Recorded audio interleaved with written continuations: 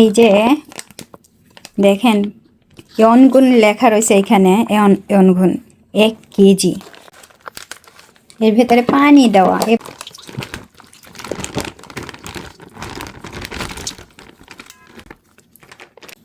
এই যে পদ্ম ফুলের শেকড় কোরিয়ানরা অনেক বেশি পছন্দ করে খেতে।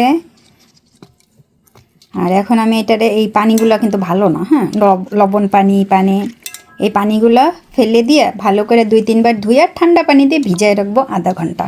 পানিতে সামান্য ভিনেগার দিয়ে রাখবো। প্রচুর পানি নিছি, তার সাথে সয়া সস দেবো যেন পানিটা একটুখানি কালার হয়। খুব বেশি দেওয়া যাবে না, তাহলে কিন্তু আবার লবণ পোড়া হয়ে যাবে। চিনি, নর্মাল চিনি, আরও একটু চিনি গলে গেছে আর পানির কালারটা কিন্তু এরকম হয়েছে। খুব ভালো করে ধুয়ে রাখা, একটা একটা করে ধুইছি, পরে এই যে পদ্ম ফুলের শেকড়গুলো দিয়ে দিতে হবে।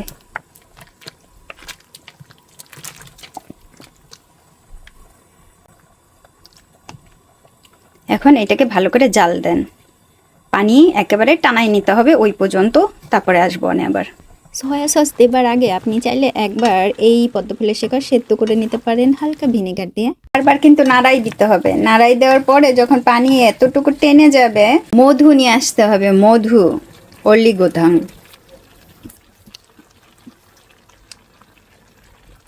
অনেক করে দিতে হবে।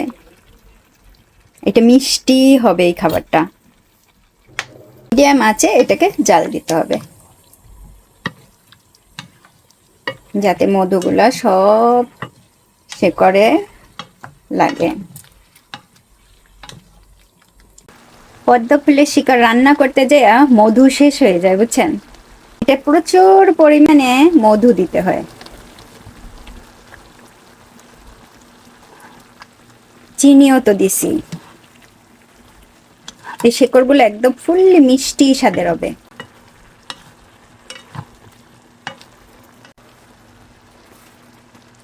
শেকড়গুলোর এইরকম কালার হবে এবং খাইতেও খুব মিষ্টি স্বাদের।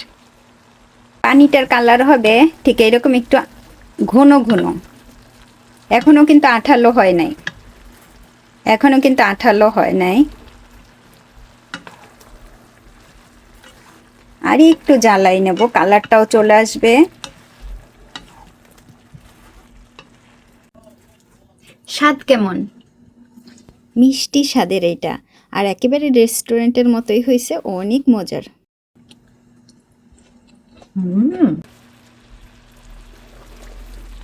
পানি, এই যে এই শিরাটা কিন্তু এরকম, এখনো কিন্তু এরকম একেবারে ঘন না, চিটা ভাবও না, হালকা।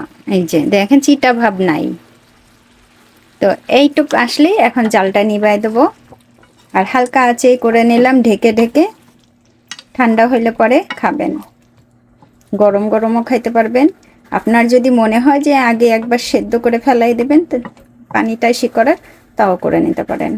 হয়ে গেছে। কতদিন যাবে? 15-20 দিন যাবে, 1 মাসও যাবে।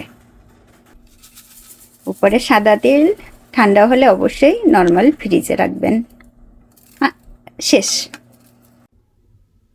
পদ্ম ফুলের শেকড় একেবারে যখন ঠান্ডা হয়ে যায় তখন দেখতে এরকম, আর খাইতে কিন্তু অনেক টেস্ট।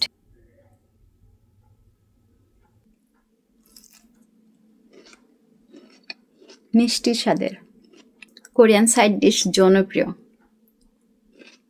এই সাইড ডিশগুলো করে রাখলে অনেক দিনই যায়, প্রায় 10 দিন 12 দিন বা 1 মাসও যায়।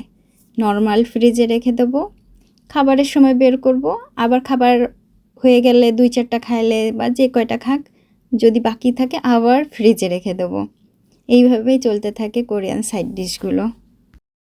পদ্ম ফুলের শিকড় কিন্তু আপনি যে কোনো মার্টে বা সুপার মার্ট, আবার হাট বাজারেও কিন্তু কিনতে পারবেন।